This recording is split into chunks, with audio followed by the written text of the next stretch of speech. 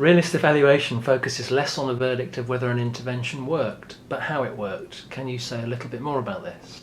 Okay, so this is the basic question, the starting point, and I'd share the starting point with any practitioner, really anybody who knows anything about programs.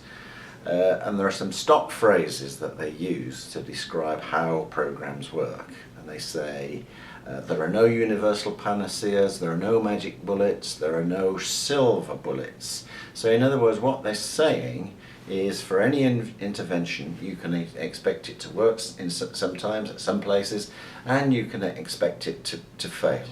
Similarly, within a program, if you begin to divide up the subjects, you always get winners and losers. So the implication there, the great implication, is we change from judgments, thumbs up and thumbs down about whether programs work, to explanations. Why is it they work here but not there? Why is it they work for these people and not those people?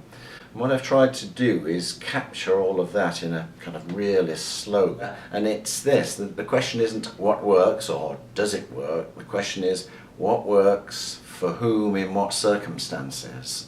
And gradually I've elongated that question, so modern versions of it go, what works for whom, in what circumstances, in what respects, over what durations, and so on. So it's all of these conditions and caveats that are important. I should acknowledge that this is Pawson and Tilley, and your first take of realist evaluation should be it's a gathering of all of those conditionalities. Realist evaluation seems to lay a great stress on program theory and program mechanisms. Could you say a little more? And realist evaluation is part of the family of theory-driven evaluation, and that says the starting point is program theories. Now, some people I know have a little bit of trouble with the idea that programs are theories. What on earth is that all about? And it's true that interventions are many different things. So if you're the manager of a program, the program is the team of people that you're developing to deliver the program. If you're an economist, a program is a list of costs and a list of potential benefits. If you're a program subject, it's just something that you happen to do on Thursday afternoons. If you're a program practitioner, it's a way of making a living. It's what you turn up from Monday to Friday to do. So programs are all of those things, but they're also always theories. So I don't know a program that doesn't start life in someone's head and they say, if we deliver this resource, if we do X, it should bring about change Y. And that is common to all programs, whether it's international development, whether it's a program in your backyard.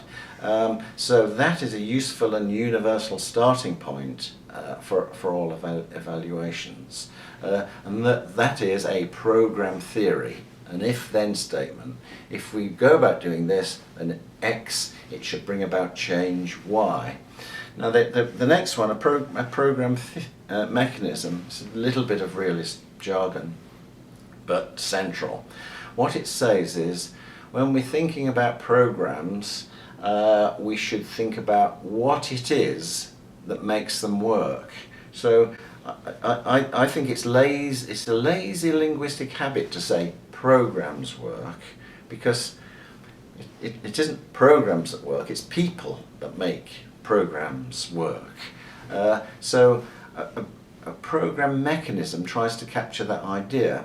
So what it says is, a program comes along, it provides resources to people, different kinds of resources. So those resources might be material, might provide them with stuff, it might be emotional, it might be social, it might provide them with encouragement, it might be a persuasive program. And whether a program works depends on the reaction to those resources. And so a program theory has the first question, we're going to do X in order to do Y, and a program mechanism is how that works out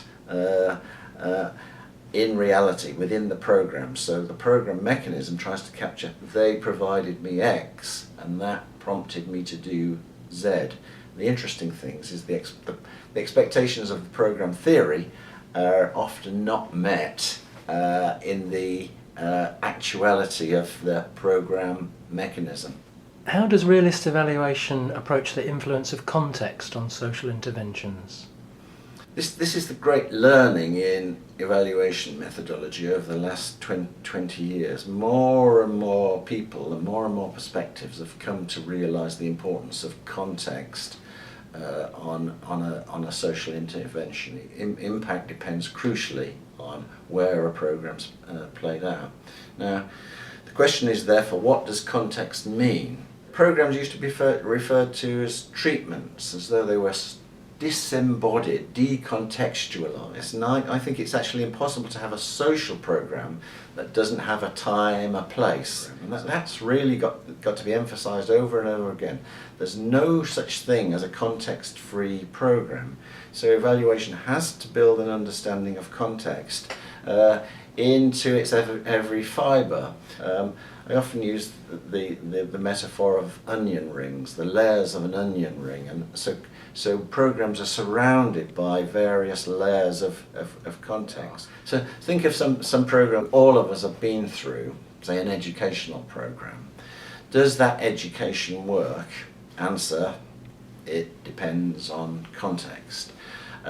What context? Well, it depends on who's giving and who's receiving the education. Depends on the individuals. Depends on how well they get on, the interrelationship between the individuals.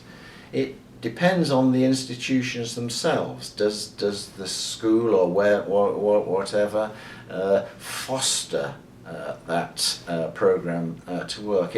It depends on organisational norms. So all of those things constitute context, and all of them provide a really mighty agenda for the poor evaluator who's got to try and understand them.